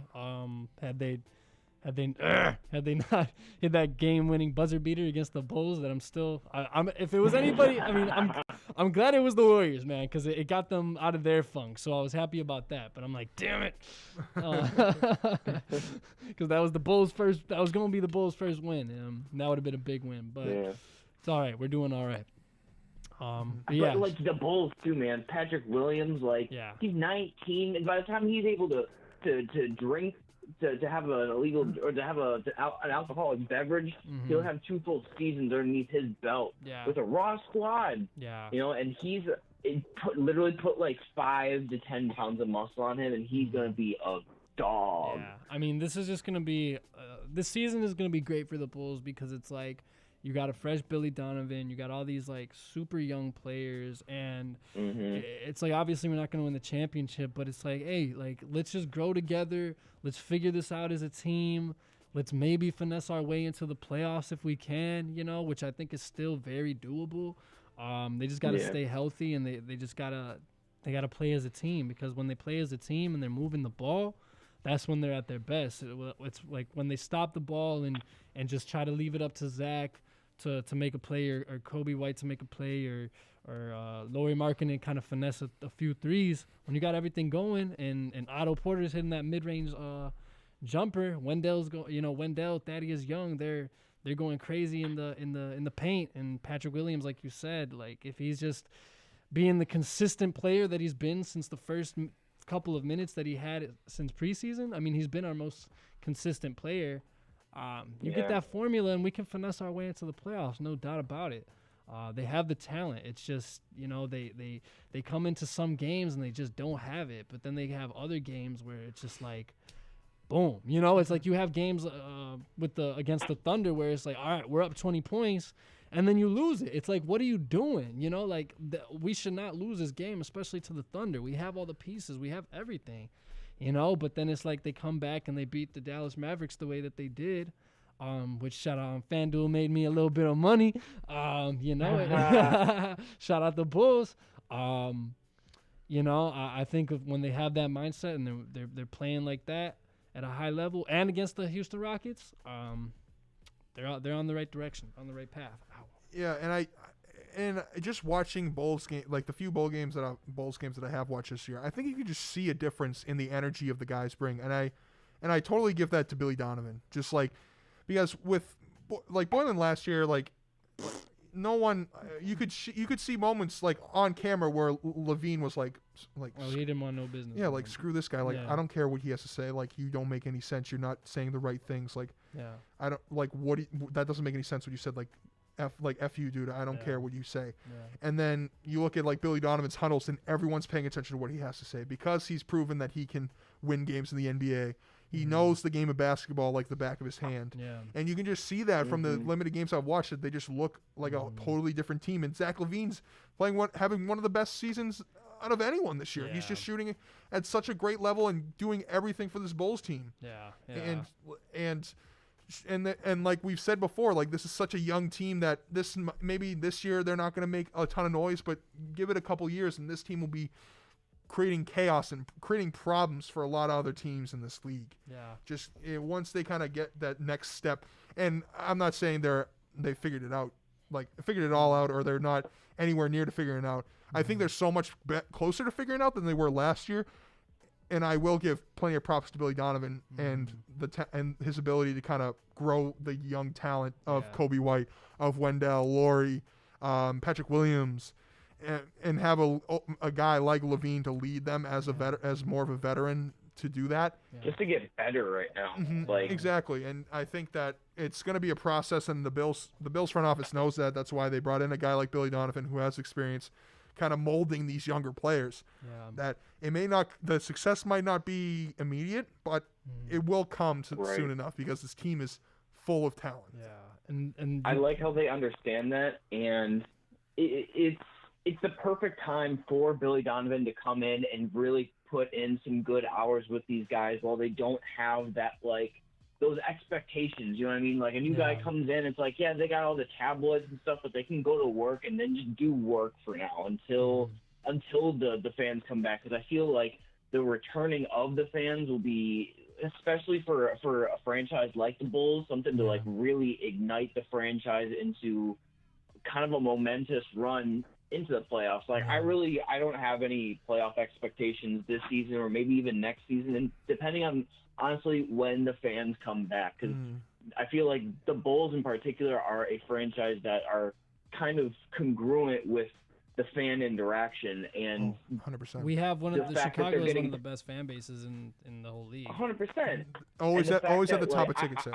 I would be totally cool if Patrick Williams didn't play if he went on playing NBA games until he was 21 before a crowd comes in, and he has all that experience of playing with the people in his workplace, because he looks dialed in right now, and I don't feel like he's someone who would really be deterred by the fans, but someone who's rather more motivated by it. And I feel like someone like Zach LaVine, if we do end up retaining him over the next season or two, and not actually like pairing him in a trade package, which I'm still on the fence about how I feel about if that ends up taking place or the necessity of it. But in the event that we end up retaining him, he's also one who I feel like will flourish really well at the return of the fans, man. Yeah. It really makes that much of a difference. Some for more than others, but I feel like the Bulls as a franchise is one that is really dependent upon that interaction. Yeah, and I wanted to shout out too the what's it called, like the front office, man. Having a new front office just it's like this inauguration. It's that type of feeling. It's like, oh my gosh, like we got rid of these clowns and we got some new fresh blood that will like hopefully listen to the people and be like, yo, what y'all were doing was not working. And it's just like we never had good coaches. Well, bro, we never had good when we coaches. were standing there screaming fire Garpax, man, Yeah. and then like next season, you know what I mean? Like And- we were there, and then like the people's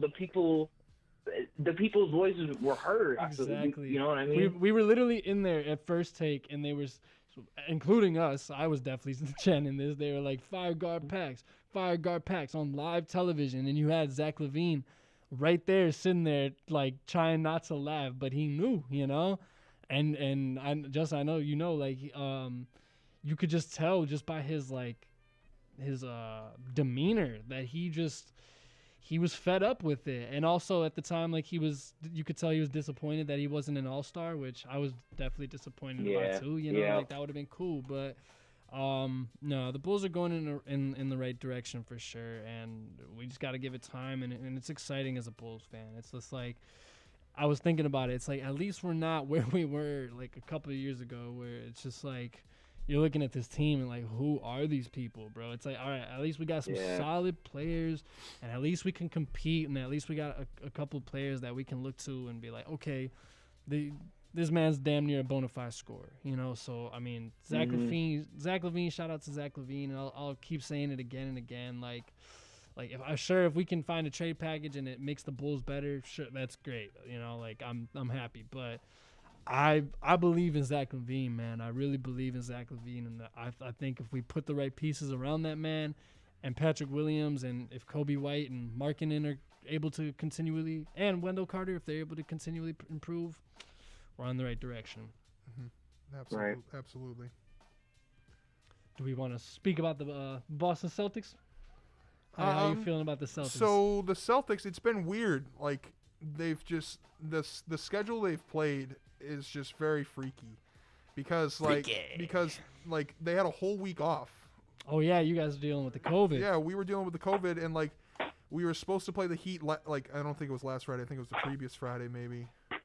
Was it last Friday? I don't remember the timeline now, but we had a whole week off of three. We had 3 games canceled because of like COVID issues. You guys were just scared to play against the Bulls. That's what happened. Honestly, might have been. But I didn't get to watch a ton of the Sixers game the other night because I was watching the Ramblers game. Go Blurs. Go Blurs. I want to hit on them before we hit out. But yeah, I mean.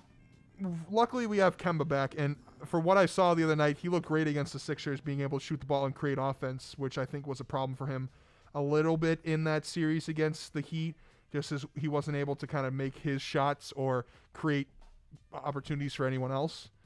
Now, is that going to be harder for him once Jason Tatum comes back, because he hasn't been back since they stopped the games for COVID? I hope they can figure it out, but Kemba said the other day when he first came back, they asked, because Jaylen Brown's having a career year, one of my favorite guys my favorite one of my favorites on the Celtics, just overall people. He's just such a good person in the what he's doing for his community and the country. He knows there's more that needs to be done. But Kemba was asked, like, so Jalen's having a great year. Like, are you afraid that you're going to take away shots from him? And Kemba basically said, like, no, I'm here to just make everyone better. I'm not worried about my numbers. I'm just worried about the success of the team. Questions like that, man. Yeah, like, it's just a trap question, and he handled it perfectly, being like, Jalen's doing great things right now. I'm going to do whatever I can to make him better.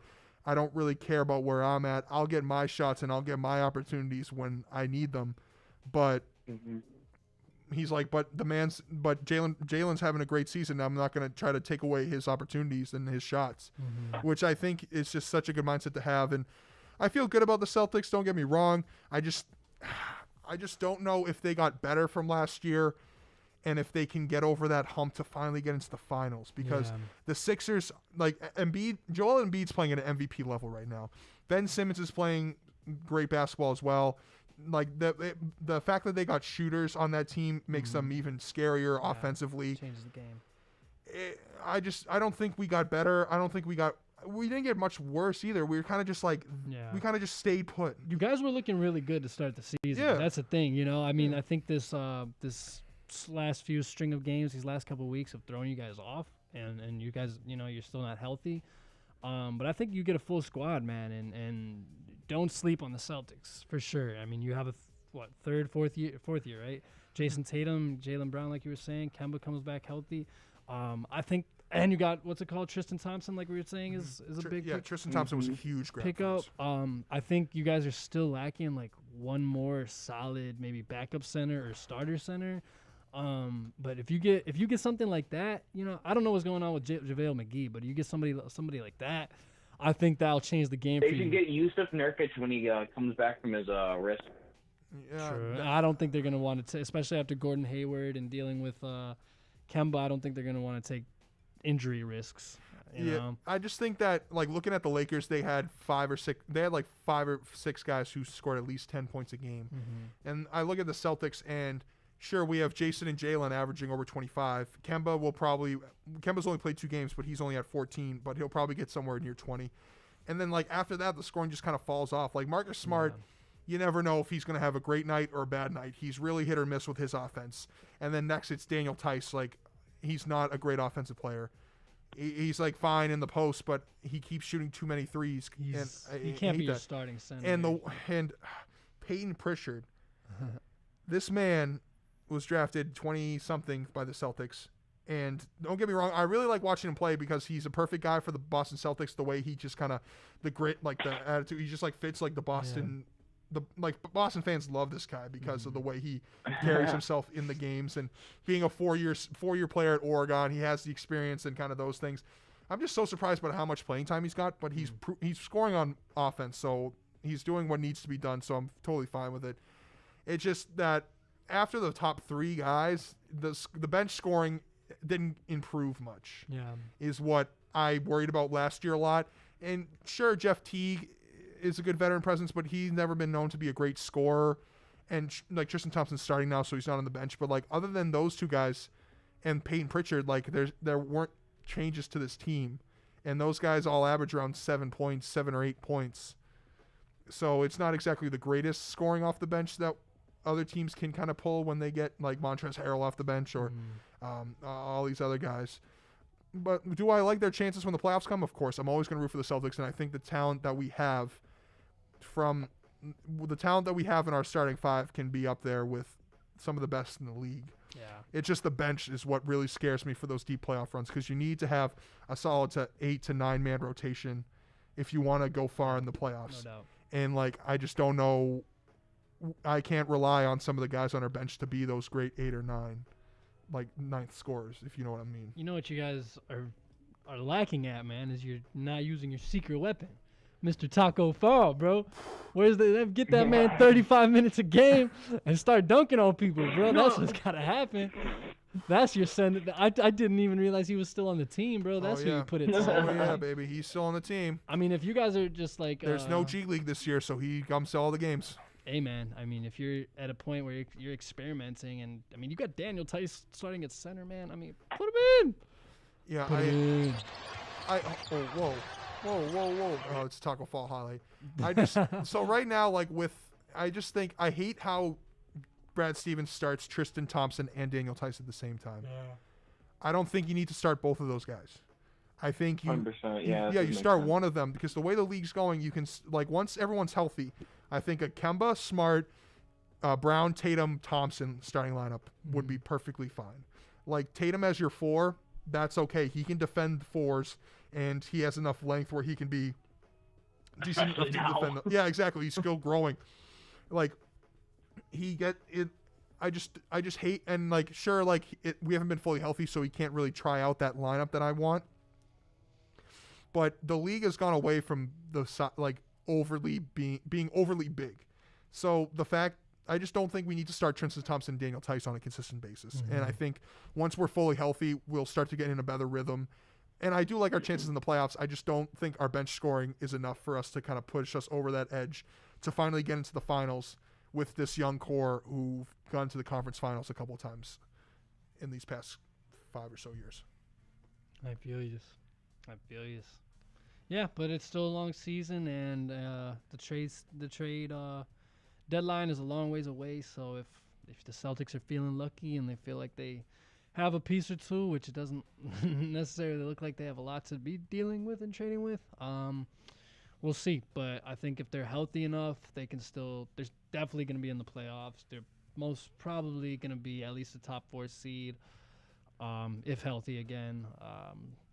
But like you said, the Sixers are looking good, and the Nets are going to be a force to reckon with once they get things settled. Once they figure it out, and if they figure out how to play defense, which they didn't do last night, if they figure out how to play defense and they're going to get their buckets because they have 3 of the best scorers in the league, they're going to be a beast too. So. And you can't forget the Bucks. And the Bucks, and with Giannis and them, those are probably the Heat. I just don't think have it again this year. They don't have it. They just last year was just kind of one of those we're in the bubble, we're on a hot streak, let's keep it going.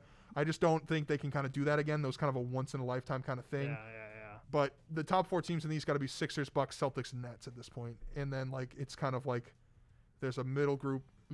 Or there's like I don't even know. See, man. it's those 4 and then it's it's like I feel like it's those 4 and then it's everyone else. Yeah, because the Pacers are gonna drop down, not having the Cavs aren't gonna stay up there. The Hawks, the Knicks, if the Raptors, the Bulls, and the Heat kind of get better, and the Hornets too. I think the Hornets have enough talent to kind of be better. Yeah, I think, man, looking at this, man, if the Hornets and the Bulls, if they can get their stuff together.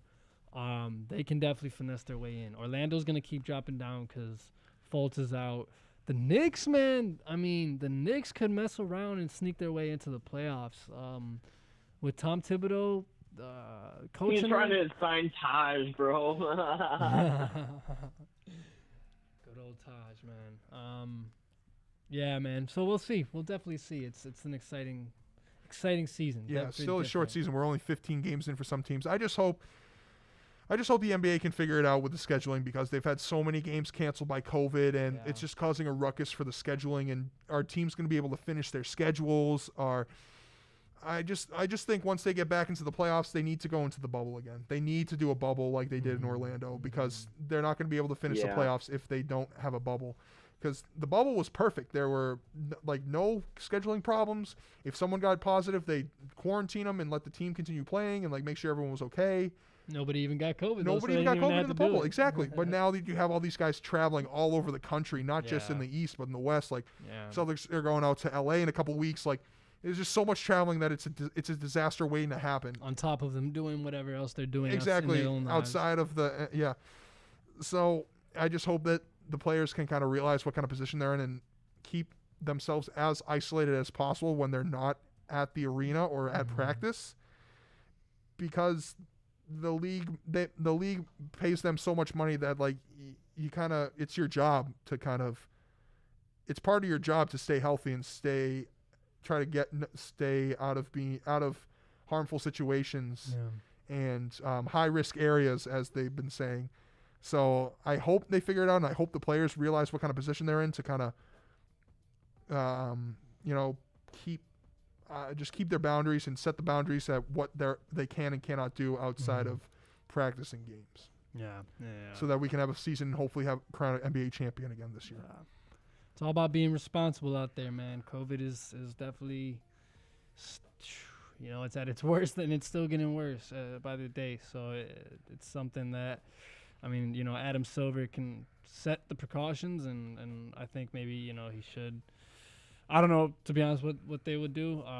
But at the end of the day, like, it's going to take everybody to just take this thing seriously and just not put yourself in a position to even risk the chance of getting the virus, and then it's like in this case with the leagues, and not just basketball but any league, it's like you get one and then you don't know, and then you're messing around with your teammates, and you could see these athletes once they get in their bubble, whether it's in the whatever stadium or whatever, they're comfortable with the players because they're like, oh, okay, we're good here.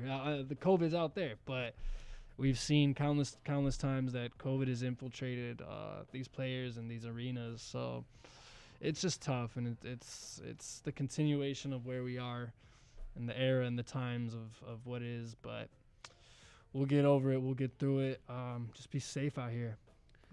Yeah, everyone, please stay safe and try to and just please mask up whenever you can.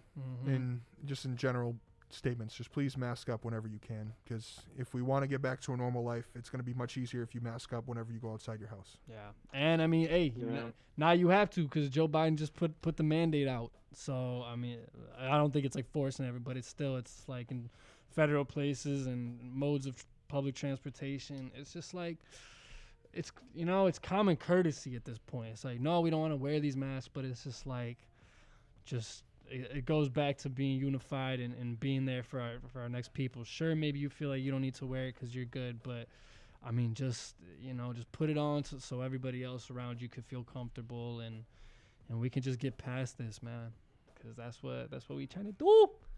Boss Dan, I know before we head out of here, you wanted to mention the Ramblers. Yeah, so quick update on the Blurs. Yesterday they played Valparaiso. And so most of the games are doing weekend series. For some reason, Valparaiso is not doing many weekend series because of their central location for a lot of schools. They're like the only games that teams are playing during the week. But Loyola was absolutely dominant yesterday. Had one of the biggest wins against Valpo one of the biggest losses for Valpo in their history. They haven't lost a game. Loyola won by 37 last night. Woo! They haven't lost by that many points since the 60s. Damn. And it's one of their worst losses in program history. So, and the broadcasters keep saying it last night that this team looks like the team to beat in the Valley, only because we haven't seen Drake play in a month because of COVID protocols, and they've just been kind of isolating themselves for a month, so they haven't really played as many league games as we have. Now, and just the depth of this team is just unbelievable. You watch them play, and they have so many guys who can score a bucket besides Cam Krutwig. Like, he's the center of the offense, but you have I think they said they have 8 guys who average between 5 and 15 points on this team. Wow. That just shows the depth that our bench has and the ability for us to kind of plug and play guys when we want and just score the basketball. Because when we always shoot at a good clip, we've always been one of the best shooting teams because that's the way Porter's offense runs. Like, we don't want to just throw up shots. We want good looks at the basket, like clean, open looks, or just run off simple plays. And it's the way that they're scoring and everyone's shooting the ball well that we're just a wagon. Yeah. We're just a great team this year. And like the senior leadership by Cam and Lucas, especially the way that we can rotate guys in and out, and bringing Tate. Last week they started a new thing by bringing Tate Hall off the bench and Keith Clemens in the starting lineup, which has brought this team a whole different energy, because I think bringing Tate off the bench has provided great scoring and his ability to kind of create chances for himself when he doesn't have to worry about feeding Cam or feeding Lucas or feeding any of the starting guys. When he can worry about his shots and create his own offense, he's deadly. Yeah. So I love the direction the team's going. There's a huge series against Bradley this weekend to kind of because so far their games of Valley teams have been against Illinois State, who's at the bottom, Indiana State, who's near like 6th or 7th, Northern Iowa, who's at the bottom, because they haven't played it great at all in conference play, and Valparaiso, who's near the bottom. So Bradley's going to be their first game against some top half talent or top half team in the Valley. So this weekend will be a real good test, and it'll be very important for them to kind of, as they always do, start strong and continue with their defensive sets because besides getting good shots on offense, Porter always wants to create havoc on defense. Yeah. And he always does a great job of that, and that's what we've seen these past couple of games, especially against Valpo and UNI, these kind of streaky-ish teams that don't have exactly figured out because of certain things by losing their best players from last year. It's just impossible. It's just really fun to watch this team again, and I feel like they've taken such a big step from last year. Yeah. Basically having the same guys, actually having all the same guys with minus Bruno Skokna and bringing in like a freshman and some other guys. But I think right now I agree with what the broadcasters were saying yesterday. They're the team to beat in the Valley, and the matchups against Bradley this weekend are going to be huge. And whenever our makeup schedule is with Drake, because we were supposed to play Drake weeks ago, but they got COVID. So whenever we go to Drake, that's going to be the game of the year for the Valley. But until that happens, we just have to kind of take what's in front of us and beat the teams that we're playing. And I think they can take care of business in Bradley this weekend, for sure. Yeah. So if any of you have ESPN Plus out there, they play Sunday at 3 o'clock. I know it's in the middle of football, but you can, figure out a way if you don't have two TVs, which you all should. So Sunday at 3 o'clock, they play on ESPN Plus, and then Sunday they're going to play at 6 o'clock on CBS Sports Network. I'll make sure to post that somewhere so you can find that again. But if you can find some time, watch some Ramblers basketball. If you love mid-major basketball like I do, the Ramblers are one of the best teams out of the mid-majors right now. So, go Blurs. Go Blurs, go Go Blurs, Blurs. go Blurs. Yeah, man. It's always exciting when I feel like any Porter Moser team, just from the experience that I've had of watching the Ramblers, like when he has that team that just every player is like, he doesn't need a team that has a 30-point night score. If he does, that's great. But if he just has a group of guys and everybody buys in and everyone chips in and just helps the effort, it's just a very equal, I feel like, atmosphere that they create, and everybody gets a chance if they're willing to step up and buy into Porter's system. And I think it's dope, man. It's always exciting when the Loyola Ramblers are competitive and yeah. Yeah, and that's what this team is full of, just guys buying into the system, and everyone on this team has at least a year of the system under their belt now. Yeah. Besides Baylor Heb, who's a freshman who gets at this point who's just getting garbage minutes when we're up by when we're up by 30 points. That's like the only minutes he gets now. But everyone else has a year under the system, so they all know where they fit and how they kind of play off each other. So I'm really excited for this team. And then next year's team is going to be totally different because we have so many seniors. Yeah. So if there's any time to make another Final Four run or at least some noise in the tournament, it's got to be this year. Because I know the NCAA is allowing everyone to have an extra year of eligibility, but I don't know how many of the Ramblers are going to stay because I feel like most of them want to move on from their careers and move on to post-grad life, which I don't blame them. Yeah. So if there's any time to win it, it's now. The time to win is now. The time to be great is now. Absolutely. Definitely. Well, do we have any final thoughts? Justino Cochino? I'm good on my end, guys. Balls Dan the man? Shouts out to Lil Wayne and Kodak Black for being pardoned. Trump did one good thing, and that was pardon our boys before he left office, so appreciate him. Wheezy. Now, I'm curious because I was looking at the things that Biden kind of put into action yesterday. One of his things said he's freezing Trump's midnight regulations, which, according to Politico.com, said Biden signed an order that will freeze all Trump administration regulations currently in progress, blocking them from taking effect while the new administration reviews them. I don't think that refers to the pardons. I don't think that does because it seems like regulations, not like pardons. Yeah, that was like an executive. Yeah, like different things. So shouts out to Kodak and Lil Wayne for being pardoned, and I hope they don't mess up again because the world's better when they're making music. Yeah, 100%, man. And as a Lil Wayne stan, bro, like Lil Wayne is the reason why I've listened to hip hop and let alone make hip hop, like I will forever support, and I love Lil Wayne, man. But there's a little blemish in my heart from him supporting Trump, bro. And hey, man, if he had to do what he had to do to get that pardon, bro, so be it. But it's just like I can't forget it, man. And it's just like I don't know, it hurts a little bit, but so be it. He's free, and I'm waiting on the Carter 6. Because I will still be there as his number one stand. I'll still be there for you, Lil Wayne. No, he was only a fan of him, and Kanye did the same thing. They only wanted to sweet talk Trump so they could get what they wanted. Same with Kanye. I can't exactly.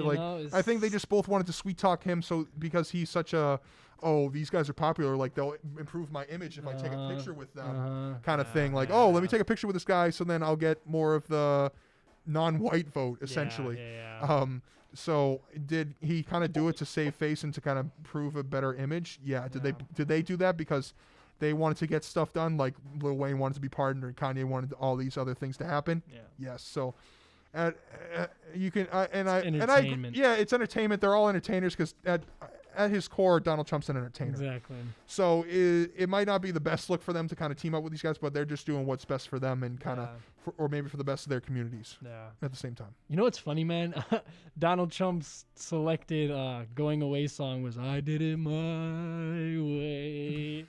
That's hilarious, dude. Like, he's such a clown. Donald Trump, bro. Like, in hindsight of everything, bro. Like, amidst like all the crazy, like there's always that aspect where you're just like you just have to laugh, bro, at just the absurdity of the man himself, man. And it doesn't excuse any of the BS, because I'm not gonna excuse or wipe it away, but just from the entertainer aspect, it's just like history is gonna look at Donald Trump as a clown, man. Like that man was funny in his own way, dude. Like, he can go rot away in Florida for all I care now. He can go get third-degree sunburns, and he can get. I hope like all of his shoelaces come untied for the rest of his life.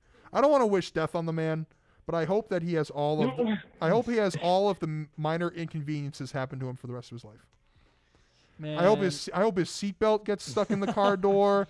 I hope the strings in his shorts and sweatshirts get all messed up. All the buttons off of his jacket. All the buttons fall off of his jackets. I hope he burns the roof of his mouth next time he eats pizza. Yeah, and he drinks hot coffee, and he always burns his tongue.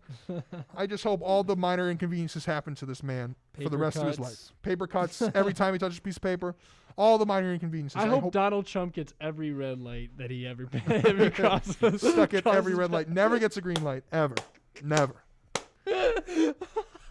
The Department of Transportations are going to work with us to make sure that happens. He's going to go to every gas station. They're going to be like, sorry, bro, you're going to have to go to the next gas station down.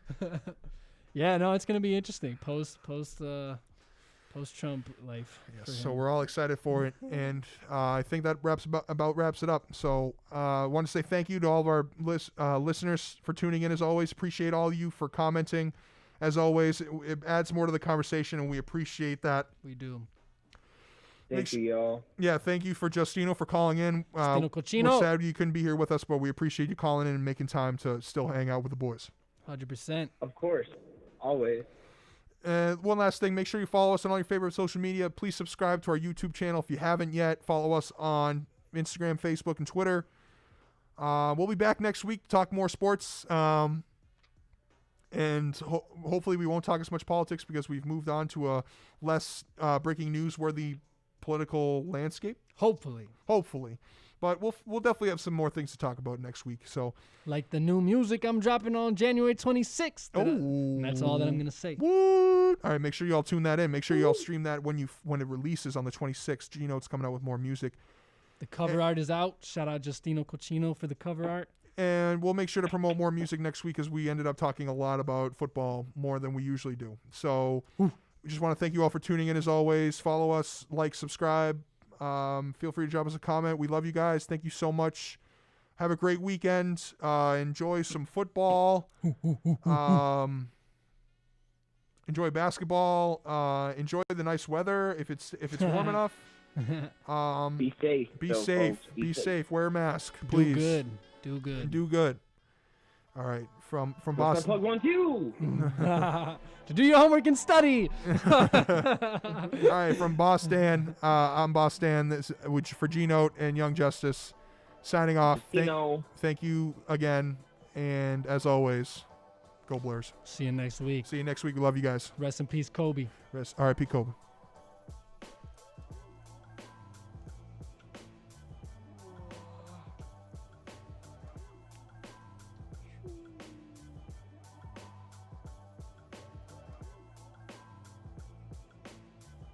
I'm still here, guys.